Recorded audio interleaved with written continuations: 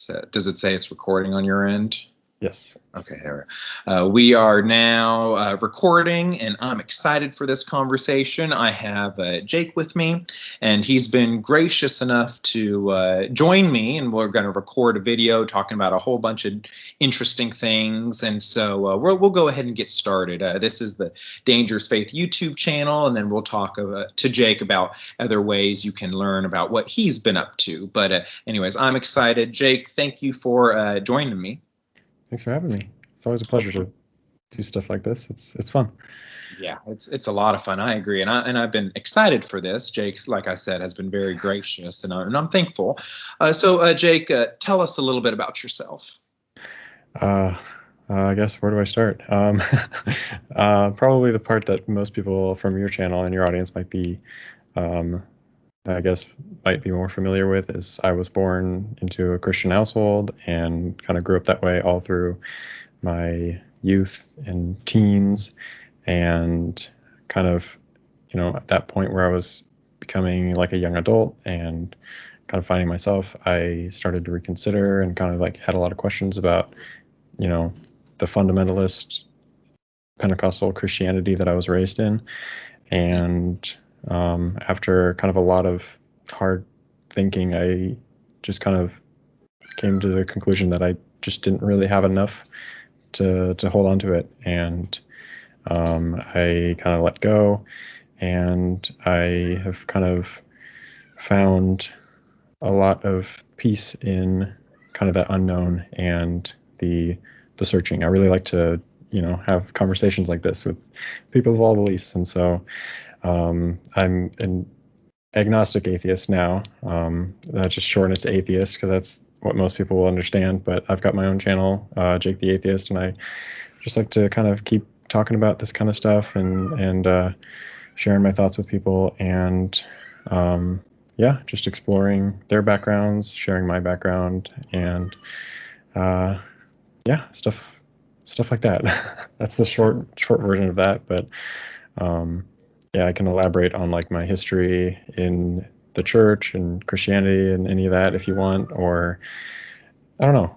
Did you have a kind of an angle that you wanted to find out more about, or what was on your mind?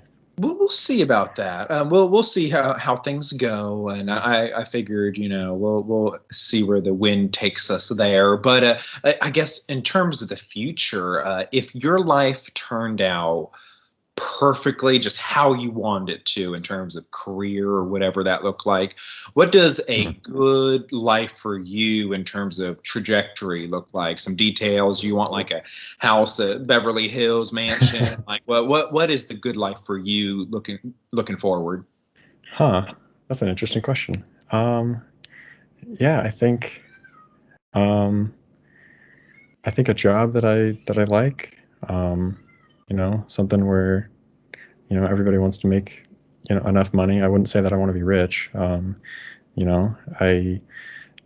to be comfortable. And I think a house, not in Beverly Hills, but I like the mountains. That's why living in Washington is a pretty good spot for that. But I think, a house, where I get a little bit of nature and can kind of stretch my legs a little bit would be nice.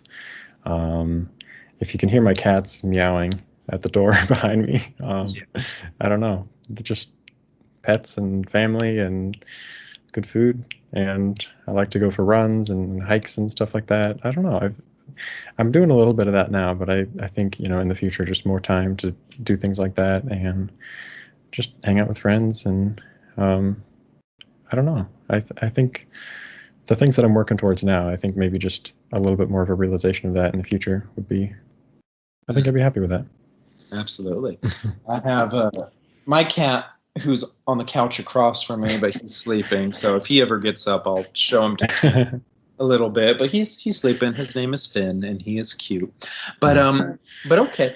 You mentioned a couple terms that, as I've talked with agnostics and atheists through the years, even in my mind, I can get them confused. I don't always define things well. So for you, when you say agnostic and you say atheist, can you define how you see both of those? Yeah, that's a good clarifying question, because a lot of people kind of, have their own preconceptions of each term. At least, before I started calling myself an agnostic atheist or one or the other, from a Christian perspective, I definitely thought that agnostic was people who didn't know whether or not there was a God, and then atheist was like people who were like, yeah, there's no God. But I've kind of come to view it slightly differently. I've kind of almost taken kind of the terms like theist, which means like you believe in a God, agnostic, and then atheist, and I've kind of like separated the agnostic part into like its own category, which I think a lot of people will do, and that's becoming a little bit more common for people to kind of like put Gnosticism and agnosticism into like their own category, which I think refers to like how confident you are or how much you believe you know, because I think Gnosticism, like one of the root words is like knowledge. So if I were to say that like I know that there is a God, then I would be like Gnostic versus agnostic. So I would be more closer to the Gnostic side of, confidence or assurance. So to say that I'm agnostic would be not to say that I don't know whether or not there is a God, just that like I don't think that we really can know if there's a God. And so as a result of that agnosticism, I kind of fall back onto the atheism position, which is just lack of belief in a God.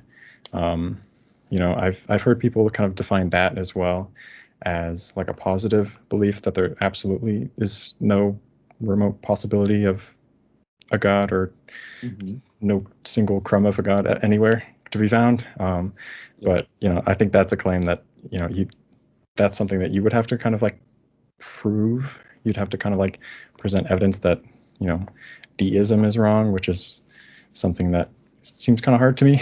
And so I'm just kind of like, I don't see any reason to positively claim there's a God. So I'm just kind of stuck not knowing and kind of falling back on saying, I don't know. And until I know for sure, I'm not going to say that I positively, yes, believe in a God. So it's kind of like that. Agnosticism is, I don't know. And then atheism is, therefore, I'm not going to accept the claims that theists will kind of throw out there. Okay.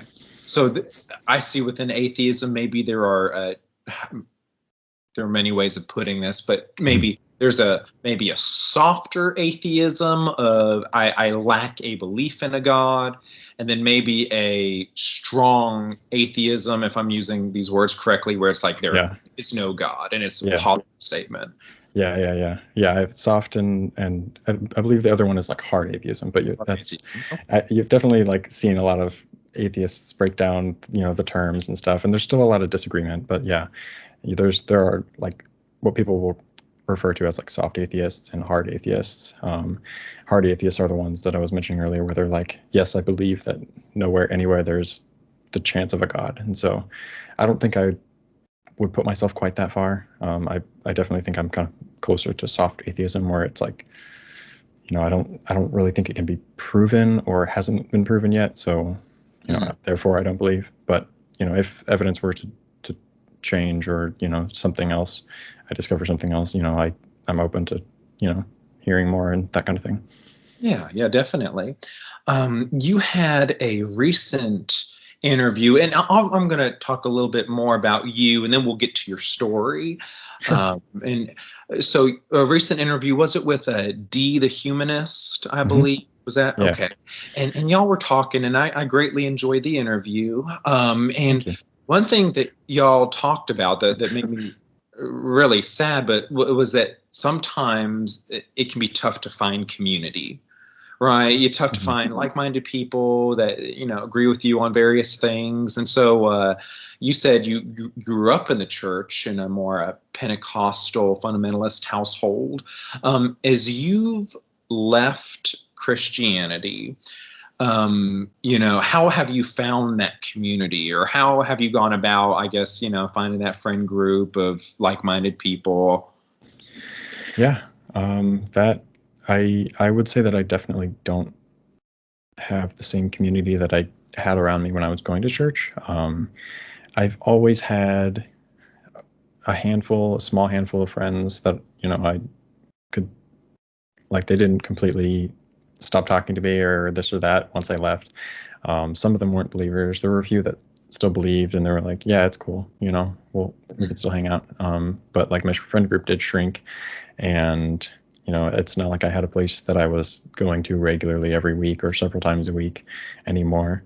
So I, you know, kind of, besides every once in a while hanging out with friends, you know, when you become a young adult, you just get so busy, and you know, you just making plans in general is so hard. So it's like there was a stretch of time where I just really didn't have anybody to kind of lean on for a long time. But now I've kind of started to slowly get back into mostly online communities and try and connect that way. I have like a Discord server now that's actually been pretty fun. That I encourage people of all beliefs to kind of jump in and join, and we have some good conversations. But things like that, I have to be more creative with how I kind of am able to connect with people. But I think it's, you know, I'm learning, and I think it's kind of slowly. I wouldn't say it would ever get back to the point where it once was, but it's nice to definitely have at least some semblance of that still. Yeah. It makes a lot of sense. I know online communities have been very helpful in a lot of different ways. Mm-hmm. So now moving to your story, growing up, and you gave us an overview. What made you leave Christianity versus saying, you know what, I might try out liberal Protestantism, maybe like the left side of being a Protestant, or maybe I'm on the fundamentalist Pentecostal, I might try an evangelical group or church that's more in the middle, or I don't know, I might get crazy and try a Catholic church. I don't know. What made you go from, okay, I'm going to try out different spheres within Christianity, to be like, I'm just going to move away from the whole thing? Yeah, that's a good question. I think there was like maybe a short kind of ramp out of Christianity where I did kind of try at least a couple of different churches. I went to some, you know, conservative, like really small family churches, and then I would go to like really big churches, and like go to like groups that were focused for like people my age and that kind of thing. So I did try a few things, but very briefly, because I think the biggest reason that kind of like why like the entire Christianity rug was kind of pulled out from under my feet was that like the foundation that I had in fundamentalism kind of primed me to kind of disprove or to like skeptically view these other interpretations of the Bible, you know, things that will kind of like, you know, like in liberal Christianity was one of your examples, where maybe they'll reinterpret parts of the Bible to be more inclusive of people. I'll be like, well, I'm just as familiar with these verses that are really kind of like hard line in the sand, like this is clear, and you're just like, it, you know, I'll like, my fundamentalist brain will say like, oh, you're just reinterpreting it to like get more people in your church or something like that. Like that was what they had kind of put in my brain from the beginning, and that just kind of stuck with me. So like, I feel like a lot of denominations will be able to pick out the flaws of their other denominations.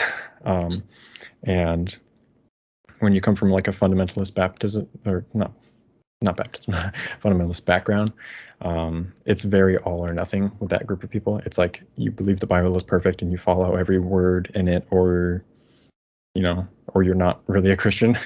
And so as soon as I kind of stopped, you know, viewing the Bible as perfect, it was just kind of like, well, it felt like it was like a light switch and not really like a sliding scale. It was kind of like you're either in it or you're just not. And so I was like, well, I don't really see things this and this way. It's like maybe I just kind of need to get rid of all of it and rebuild from a different kind of foundation.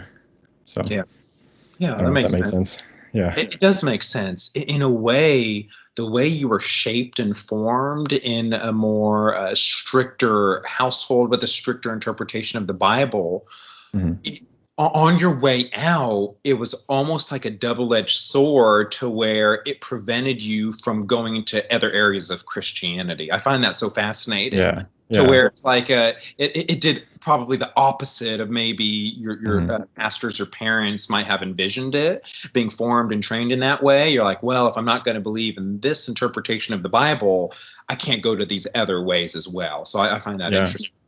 Yeah. I think to add on to that really quick, I think like this is just my perspective from the outside looking back, but like the way that a lot of like the fundamentalist sides or like the preachers that I would listen to and the sermons that I would listen to, it's almost like they would talk about becoming kind of a more liberal Christian the same as leaving the faith entirely. Like they fought just as hard to keep people from watering down their faith as they did from like leaving the faith entirely. So that it was like a lot of those things were just kind of like, it felt like, you know, leaving one was kind of equal to you know, coming to that same conclusion. So I was like, you know, I think it's just that intensity that they bring. I was just, like you were saying, I was just kind of like wired that way.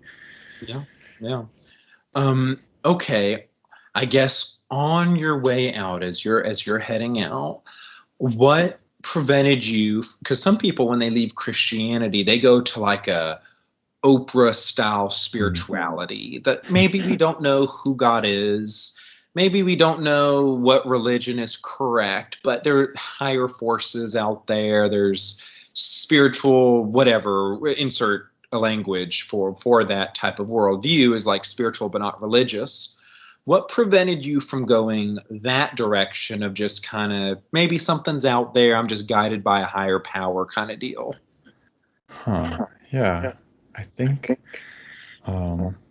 it must be something about like just the nature of who I am. I think once I learned kind of over the course of my deconstruction, kind of critical thinking and just like, you know, ways of thinking more logically, which I wasn't really familiar with as a Christian. And I'm not saying that like Christians aren't logical or think critically, but like I wasn't really thinking along those lines. And then as I was learning more about these ways to like view the world more skeptically, I kind of, you know, almost pivoted to viewing my Christianity and all these other things with a skeptical lens. So when I left, it wasn't that I was like, oh, Christianity isn't for me, but something else is to like fill this hole. It was more of like, well, why do I need this hole filled in the first place? Like it feels like something that was like given to me as a kid, where it's like, you know, you need something like this in your life. And then when I started to ask like, why do I need this in my life? It was like kind of like, I guess I don't really need anything like that. And also just kind of like to go back to like the way I was brought up was like, you know, my fundamentalist Christianity would also shoot down things like that too. So I was kind of trained not only from Christianity to kind of like overlook or not really be susceptible to like the woo-woo spiritual stuff, but also just in general, like it didn't make sense to me once I learned, you know, how to view things more skeptically. Yeah. So as I've watched a couple of your videos and I hear you telling your story, one thing I'm really curious about is your view of Jesus. Now, because I hear a lot about when people leave the faith from your type of background, kind of stricter fundamentalism, people talk about rules, lots of rules. They'll talk about hypocrites, so many hypocrites in the church. They'll talk about disillusionment because, you know, I grew up in a little bit of on the fundamentalist side as well. And then you go out into the world and you realize, oh, shoot, there's a lot of great people out there, super nice people. They're not all monsters that want to eat you. And kind of it's the opposite of a rude awakening. It's a pleasant awakening. And so I get that. For me personally, I remember growing up, I was very naive and I was like, I'm a Christian and what I believe is true. And I bet it's going to be so easy to prove. I was like, I'm going to go I looked up different atheist websites and community groups. I went on to the Atheist Republic and I went onto forums there. And to be quite honest, sometimes I did okay. Other times when I was in conversations and that sometimes turned into debates, I would get my rear end handed to me, and I was like, oh well, this is not quite how I thought it would go. But I saw a depth of thought, and I saw a lot of stories from people that, not two-dimensional bad guys that sometimes happens on the fundamentalist side of things when people are painted on the outside. I put in air quotes. So yeah, I get that. So let's move into now. Okay, actually, I'm going to stay on Jesus for a moment. But throughout a couple of your videos, I didn't hear you talk much about Jesus. So like a relationship with him, the gospel, like one day or over a process of many days, at one moment in your life, you believed him to be Lord and Savior. The tomb is empty. He is risen. Mm-hmm. And then the next day you went from having certain things or thoughts or feelings towards Jesus, who in the Christian worldview is our Lord and Savior, to what? How do you view Jesus now? Yeah, I think not much of my view of Jesus has changed, besides mainly my kind of confidence in the historical evidence behind, his resurrection and just the kind of his divine nature, like the fact that, he was like actually God on earth. Like all these miracle claims, they're in the Gospels, but outside of that, there's really no way to prove whether or not the things that he did on earth really happened. I wouldn't go so far as to say that I'm a mythicist, where I don't think Jesus existed at all. I think he did, and I'm sure he taught and had a good message to tell people. But I think when it comes to proving that he like rose himself from the dead, I've reconsidered that, and I don't see that as the most likely explanation. Mm-hmm. And that came kind of just a little bit over time, just kind of like learning more from different kind of like authors and experts, and just people kind of like really laying out the best evidence that we have for the resurrection, and where the shortcomings are. And that's I kind of agreed with them that they're for an all-knowing God to give us this much evidence to kind of like save all of humanity. I was like, I'm kind of skeptical of that. I kind of expected that there would be a little bit more, but the fact that it's, mostly in the Gospels, it's a little bit sketchy for me. But yeah, I wouldn't say I have any hard feelings against Jesus. As a person. Just, that whole divine aspect was just something that I just couldn't kind of prove once I started to view it with more skeptical lens. Okay. Yeah. So I guess looking forward, so in Christianity, our what's called eschatology, our view of end times, is one day Jesus will come back and he'll reign, and there are new heavens and a new earth, all those kind of things. I guess for you and people who think similarly in your community, what is your eschatology, if you will? Like, what are we heading towards? Utopia? Are we heading towards a nuclear war that's going to wipe everyone out? Are we like, if in your community things turned out the way that you would like, what kind of world does that look like? Yeah, are you kind of asking like if me and people like me ran the world, like where would we get? Yeah. What's our goals? What would it look like? Yeah, I think a lot of people who are like me, not strictly atheists, because atheism kind of only really covers whether or not you believe in a God. But I also kind of am a big proponent of humanism, and just kind of the belief that we're in this together, and we're here to help each other.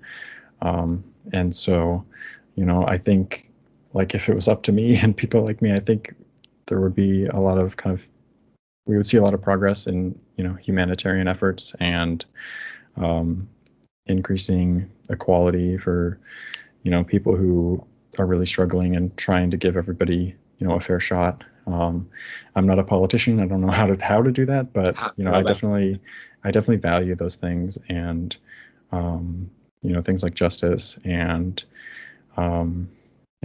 fairness, equality, and I want everybody to be able to live a good life and suffer as little as possible. That kind of thing. So I think in general, I think if we were all to kind of like have goals like that, I think we would end up in a pretty good place. But yeah, I don't know. You brought up nuclear war, and at this point, I don't know. That's a possibility too, with what's going on. And then I know ultimately from a universe side of things, whether it's the big crunch, the big freeze, whatever that looks like, we get to 0 Kelvin. That's, I guess, the ultimate end of things, if you will, depending on your view of cosmology and all that. Okay, so Jake, are you ready for me to start like just prodding, poking, pushing a little bit? Sure. Okay, all right. Let's do that. So when it comes to a moral framework, good, evil, how to set standards, how to, two people disagree with each other, what happens? Like, how do you go about constructing your moral system? What does that look like for you, good and evil? Yeah, that's actually a good question to ask, because I just got a question kind of like that on my YouTube channel yesterday that I was answering, and I finished reading a book that was actually really interesting, called Would You Kill the Fat Man? And my wife gave it to me a long time ago as a gift, but I finally got around to reading it, and it kind of goes into like all these moral and ethical dilemmas, and kind of lays out like the basics of like theory of ethics and all these things. And I kind of went into that book with a little bit of a utilitarian mindset, which was like, do the least amount of harm, save the most amount of lives, this and that. It's super straightforward, but there's a lot of dilemmas that doesn't really account for. I think if I were to kind of explain my morality in like a nutshell, I would still kind of like lean heavily on utilitarianism, where it's just like, we want to save, we want to minimize the amount of harm that's in the world. And, if one person would be hurt versus 2 people, it's better that one person gets hurt, even though ideally nobody would get hurt. But yeah, it's a complex thing. And I think, at least for me, I think it comes down to, we just need to agree on our goals. And like I mentioned earlier, just humanism, and, just trying to help each other is a good start. Just trying to do the best good for the most people. Which it's tricky, because I used to think in Christianity that it's all, this is what God says, therefore this is true. But just watching the evolution of morality within Christianity is interesting, and the way that they'll interpret verses now versus back then, that kind of thing. That was one thing in my deconversion where I kind of started to view not just worldly morality, but also Christian morality as subjective.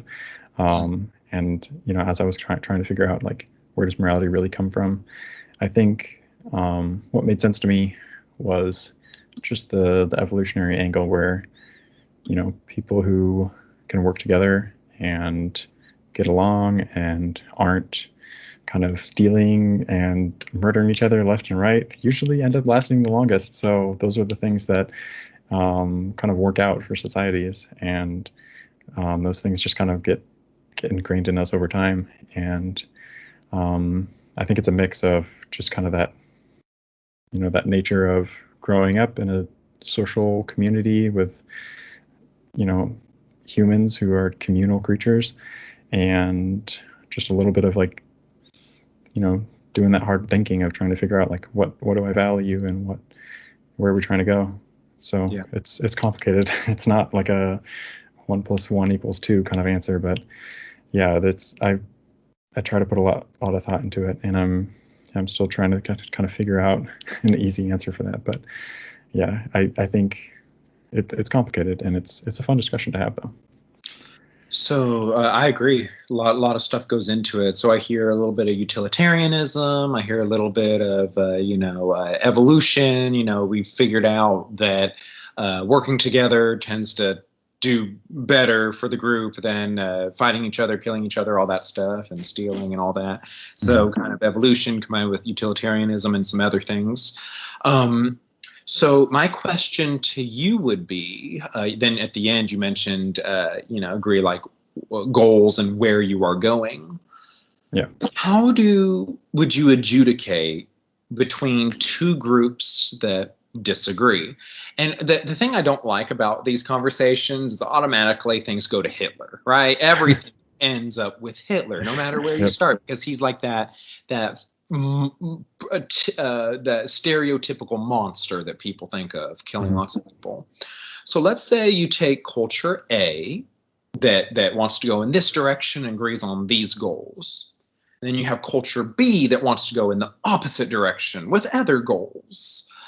Under a worldview such as your own, when you can do communities, cultures, groups, countries, nations, what happens on the macro level? Like you could do Germans and Jews, you could pick any genocide, where one side is arguing this is what's best for humanity, and the other side is like, no, you're killing us, this is terrible. When you take at that macro level disagreements, what happens there? I mean, it would obviously depend on, the specific kind of context, but if you were to use, an example that shall not be named, like, one people group is kind of believes, very strongly that another people group should not exist, I would probably want to know why they feel like their group should exist while another shouldn't. That just feels like a double standard to me and not really very logical. So like, I would, like we would go into kind of the, like the right to live and not be murdered by other people. Like, but what if that group responds and says, we just have different values. Who are you to impose your values on us?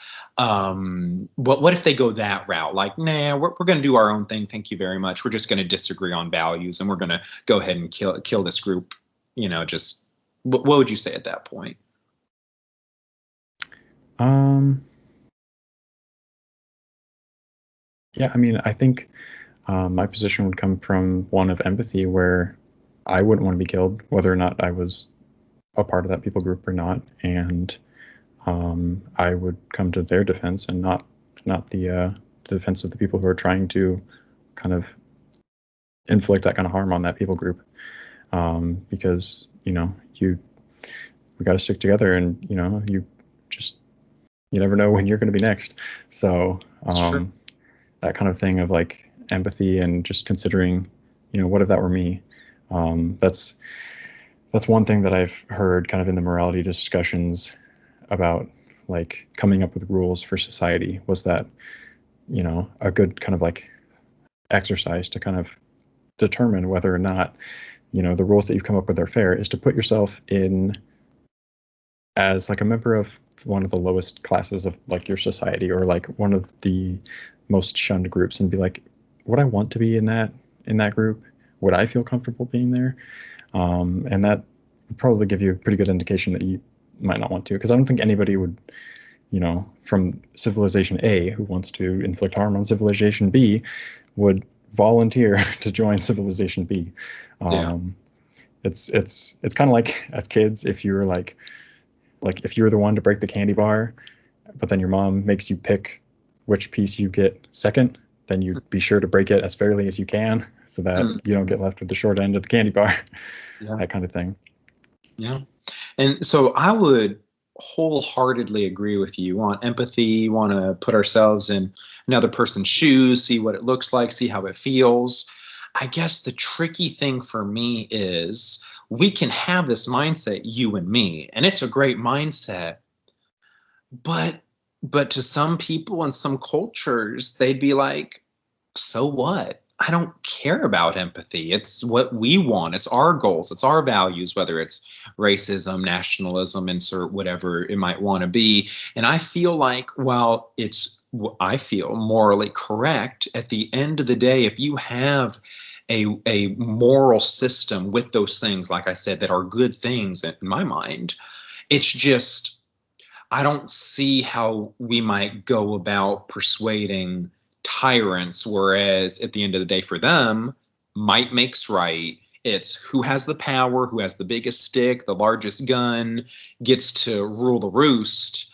I don't know any way to reach out to people that come from that background, under the moral framework that's been provided. Does that make sense? Like, it sounds so good, but I don't know how to respond to the tyrant that says, so what? I don't care. I have different values. Who are you to say that your value of empathy is a better value than my value of strength and insert whatever to justification? Like, at the end of the day, push comes to shove, how many people is that going to stop if they have that worldview?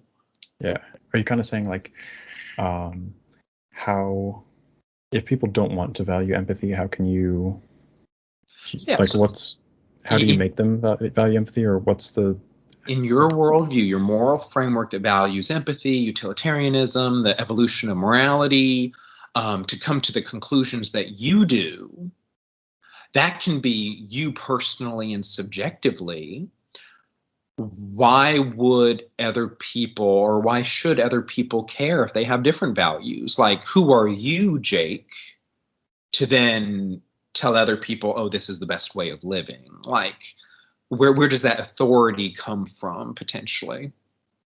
Yeah, I mean, if we were to boil it down to, like, a disagreement, like, in America, like, you're free to disagree. Like, I can't make you believe the same as anyone else. I think it's wrong to force people to believe, something that they don't want to believe. I think the right to freedom of thought is important, but definitely when it comes to action and, like, actual real world harm, I think there is a way where you can come to the defense of people who are being slaughtered, and you can say, this is what I believe, and if you're acting according to what you believe, I'm going to act according to how I believe, and I'm going to defend these people. And I think at that point, maybe you're past the point of reasoning if it's coming to blows, and maybe they, the side that I believe is wrong ends up being the stronger one. Does that mean that they're right? I don't believe so. I don't believe that might makes right. I think I don't think we've ever been in a position where everyone in the entire world has, been a part of and believed in some kind of authoritarian group that says, because we're the strongest, we get to make the rules. There's always dissenters and people, who have that compassion and empathy for each other, because, I believe that that's kind of ingrained in all of us. You see that in cultures all over the world. It's really, even in kind of civilizations that, have these kind of extreme views, it's mainly kind of the people who are disconnected, and at the top a lot of the times, who are separated from a lot of that whole the actual, like, reality of their actions, and their maybe it's a lot easier to have a lack of empathy when you're not the one doing the killing. Yeah. And like I said, I agree with you. We should have empathy. My problem is with the definition of good, because you can define good one way, and if another culture, another nation, the he who shall not be named, and others decide to define good their way, and they say, actually, no, this is good, this is what we should go for. In a world without a God or some higher authority, something, your good and their good ultimately comes down to an opinion. And for me, maybe you don't have a problem with that, but in an opinion-based good and evil, I just, when I see the Putins of the world, and I just don't know how persuasive that is. Does that make sense? Yeah, I think I get what you're saying. And yeah, I guess the definition of good, it definitely does depend on what your goals are. One thing can be good in one context and not good in another context.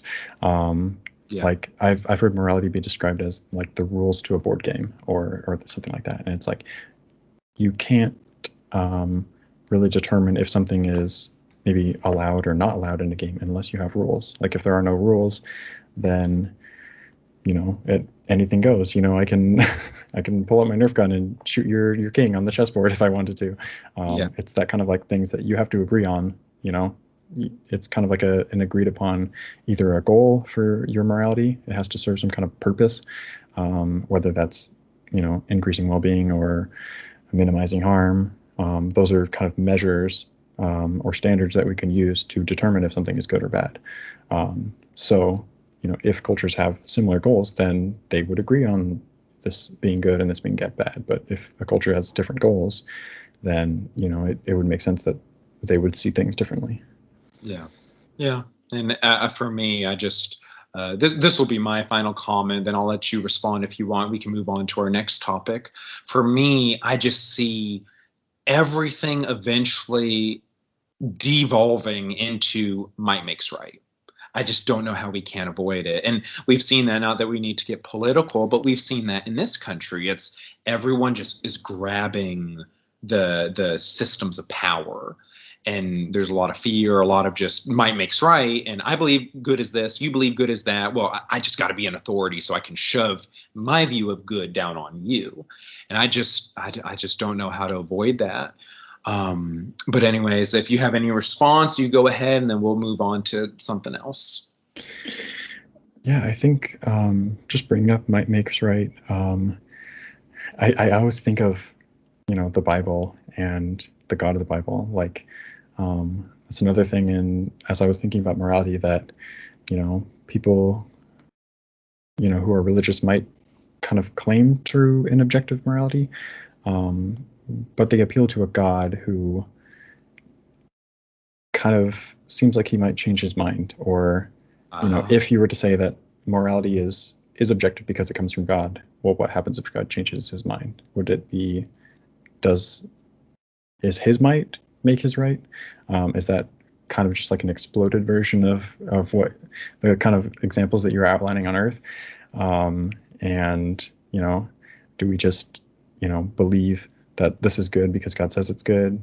Like I said, what if he changes his mind? That kind of thing. Like, see a little bit of a Euthyphro dilemma in there. Are you familiar with that? Yeah. I might be. I don't know the term though, but yeah, like I think as you were bringing up examples of, Group A wants to exterminate Group B, and how do we actually decide who's right? Like, those are instances that we actually see take place in the Bible from, people of Israel at the direction of their God. And so, I guess, reading those as a Christian, I was like, well, God gets to say, he gets the final say. And so, from a Christian perspective, I don't think I would have an answer, a really clear-cut answer for the kind of questions that you're asking me either. I think. Let me try this and see what you say, because you're right. Group A kills Group B, and how's that different than what I outlined to you? On God's level, I'm going to use something that a guy named, I don't know if you're familiar with Frank Turek. What he says, and tell me if this makes sense or maybe it's just really dumb. Death is just a change of location. So on God's level, whether we're on Earth or somewhere else, we're living as souls. If Group A kills Group B, for you and me, we're as finite beings, that's like catastrophic. Like how could this happen? But on God's level, everything's still before him, and all of a sudden, killing, removing lives, moving people from this realm to that realm, for him, it's a little bit different as the creator of the universe versus you and me with our physical bodies and, oh my goodness, all we have is this earth and I can't kill you, I shouldn't kill you, thou shalt not murder. Whereas if God removes someone from the earth and places them somewhere else, like for him, it's really not that much of a change. And so if group A kills group B at God's guiding, on God's level, death is just a change of location. It's really not that big of a deal once you go macro to his level. What do you think about something like that? Is that just a bunch of silliness? I mean, no, it would make sense, to people who believe in kind of an afterlife and these realms that you would go to. But I would say that death is even more extreme than it would be to somebody who doesn't believe in souls or this or that. If we're talking about people who die without believing in that God or accepting Jesus Christ, like you're talking about a punishment that is worse than death. Like I don't know if it says specifically in the Bible, but it's worse than death, right? Like the rich man and Lazarus, that story where he's in hell and he just wants one drop of water or whatever, and it's like never-ending torture. And just the way that it's been described, both in the Bible and outside the Bible, it's like that seems like death would be much more of a tempting offer than going somewhere like that. And so I feel like, yeah, it's a change in location, but it's not like the location that you're going to is any brighter or sunnier than where you were, at least for half of the people who die. Some people might go to a nice place, some people might not. And I guess that's one thing where it doesn't seem like it's just something that you can kind of explain away as just a change in location, because it does seem pretty severe, especially for a God who created us with this wanting to get to know us and save as many of us as possible, right? It just seems like a really wanton kind of carelessness, and just kind of especially if it's at God's direction to kill this group of people or this person. It's kind of like a God saying, like, I made people, but I don't want you, that kind of thing. And so that it just doesn't add up in my mind.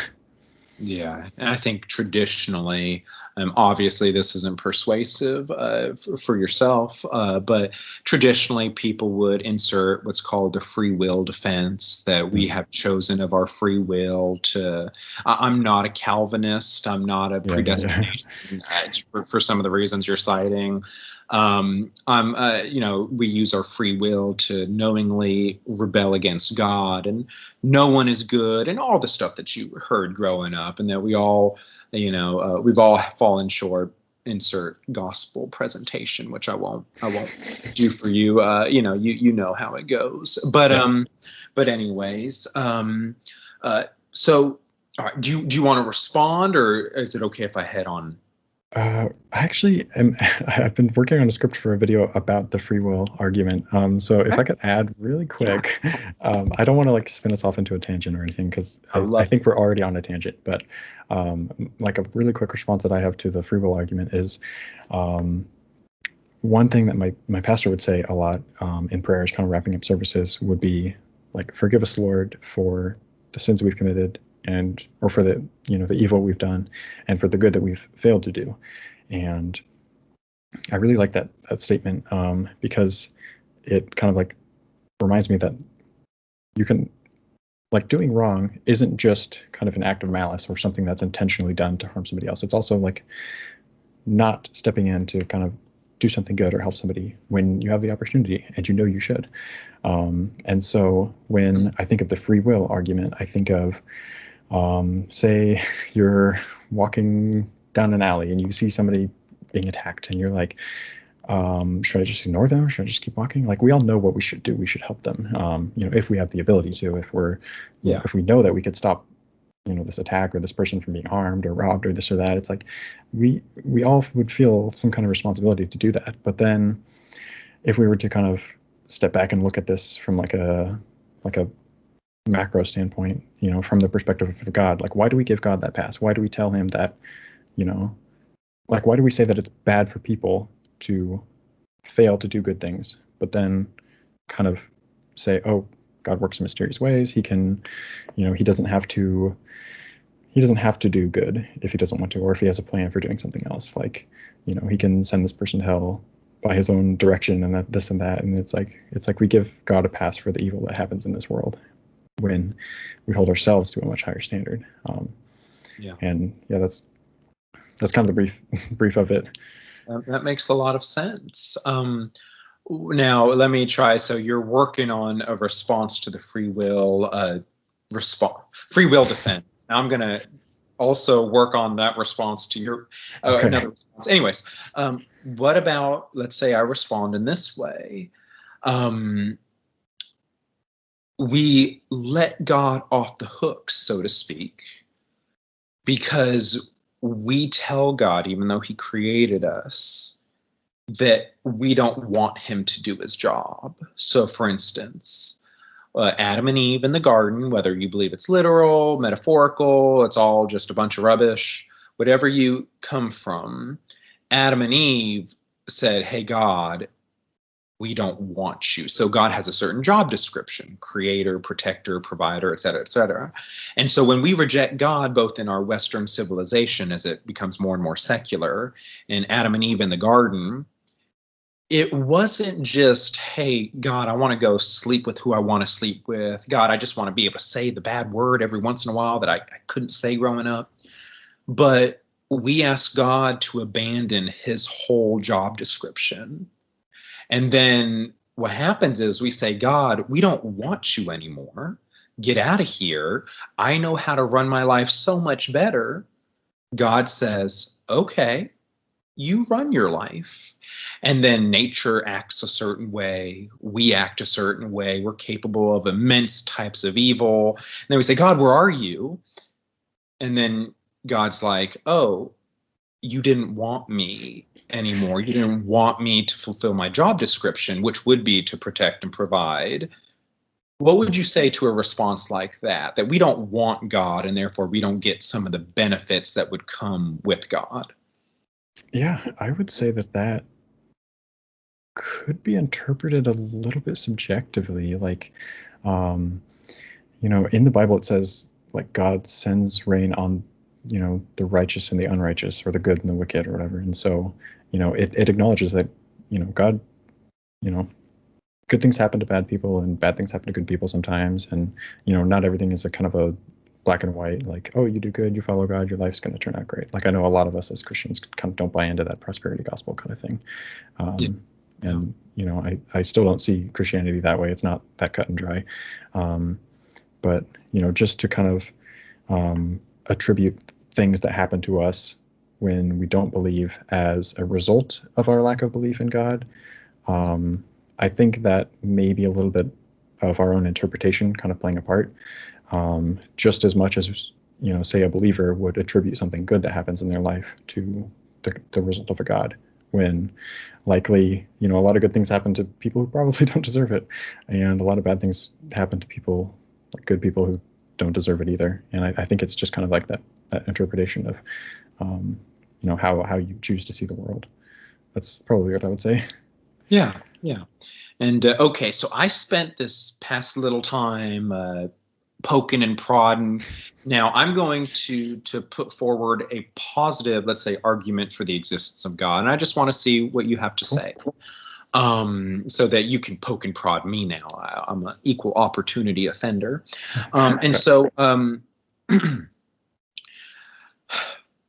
as far as we know, correct me if I'm wrong, language is the result of intelligence. So where I'm ultimately heading is DNA. Language is the result of intelligence. You see any sort of message in the woods, in a house, a letter, whatever, it can be any length, and there's an intelligence behind the language, because language is symbols and codes, instructions, all of those things. And if you ever encounter a basic piece of paper out in the woods that says, like, I love you, really basic message, you would conclude, I don't know how, I don't know where, there's an intelligence behind that language. And from empirical science, you'd be right. If there was a video recorder, you would see someone drop the letter in the woods, and et cetera, et cetera. We have language in nature. we have DNA, and DNA is very complicated. It has instructions, it has symbols and codes and all those things, incredibly complicated in our cells, that building blocks of life, all that jazz that I did not pay attention to in science classes. And so as a Christian, I would say, look, language in nature, that's existence. That's the evidence for the existence of intelligence out there, whatever you would call that. Mm-hmm. So for you, when it comes to the creation of DNA in nature, what natural processes, from tornadoes to chemical reactions to lightning bolts, whatever, what natural stuff could produce a language like DNA naturally? I guess if you're kind of going into the realm of like abiogenesis, I think it's called, where it's kind of the study of like what kicked off life or anything. I think most kind of honest scientists would say we don't really know for sure. And to kind of positively say that, that's from a God would kind of be a little bit of an argument from ignorance, or just kind of like the gaps. Yeah, just that kind of like, we don't know, so maybe God did it. Like, this seems like something that's really intricate. And to kind of go back to your example of language, like, we know that languages evolve and become more complex. Like, we understand that, like, animals, even creatures that we would consider less intelligent than us, they maybe they don't have quite as complex of languages, but they do communicate in their own rudimentary way, and using sounds or sticks, I don't know, this or that kind of thing. Yeah. And even our own languages, from Latin, just all the different languages that have spun off from Latin, and all these root languages, some of which are dead, that kind of thing. We know that things kind of like change and over time and become more complex. And so to look at the complexity of DNA now, I would say, like, that's, like, from our understanding of evolution, it makes sense why we would see such, diversity in this kind of branching pattern like we see with language. So they're very similar. And I could see how you could kind of like extrapolate backwards to a point where we had kind of like a very basic kind of form from which could spring a lot of other either languages or, life forms, that kind of thing. And, like I was saying with abiogenesis earlier, like, we don't know for sure where, that first little seed came from, but like, if we're just looking at complexity itself and the complexity that we see nowadays, that is explained by just time and the separations that come with groups of people and their languages, how things will change over time, and just generationally how we change the uses of our words and come up with new words, that kind of thing. Those are just kind of like my first thoughts. I don't know if that answers your question or not. So what I'm hearing, correct me if I'm wrong, I'm hearing you say that when it comes to the very start, the first, DNA strands, whatever, biogenesis, there's a question mark how exactly that language formed in nature. But once you have that, time, chance, the processes of evolution will take off from there. Mm-hmm. So it's just figuring out how we got the first DNA, the first set of instructions. Okay, so you might say, okay, we're just going to put a pin in that till we have science maybe gets further along there. Okay, yeah. I can respect that. Well, Jake, I just want to talk about your story, and I wanted to talk more about your worldview, and I really appreciate you coming on and talking with me. Jake, can you tell our audience again where they might learn more about you, see what you're up to, see the content you're producing? Sure. I'm primarily on YouTube. I make videos, and well, I guess that's the only thing you do on YouTube is you make videos. Yeah. But yeah, I've got some social medias and this or that. You can find all my links if you go to jaketheatheist.com, and it'll reroute you to my link tree or my bio link or whatever it's called. But yeah, I mostly make videos about my thoughts on, like I was saying earlier, different arguments that people might present for God, and what I see might work with them, what might not add up quite so much in my head, and just kind of share some of my experience in Christianity. I have a lot of funny stories that I'm going to get to eventually, but just kind of like me as a person, I like to be honest, and I like to have good discussions with people. So if you want to hear more about any of that stuff, or if you want to join my Discord server, I think I need to add a link to that to my link tree. But yeah, I'm always down for more Christians to join and share in the discussion there and kind of be a part of my little community. So yeah, thanks for the opportunity. Absolutely. And on my end, y'all know Dangerous Faith. We have a podcast and a website, dangerousfaith.net, and obviously the YouTube channel.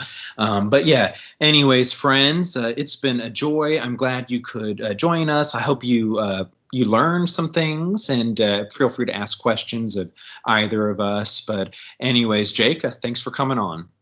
Thank you very much. It was fun. Keep on coming back for more videos, and check out Jake's website as well. All right, friends. Talk to you later.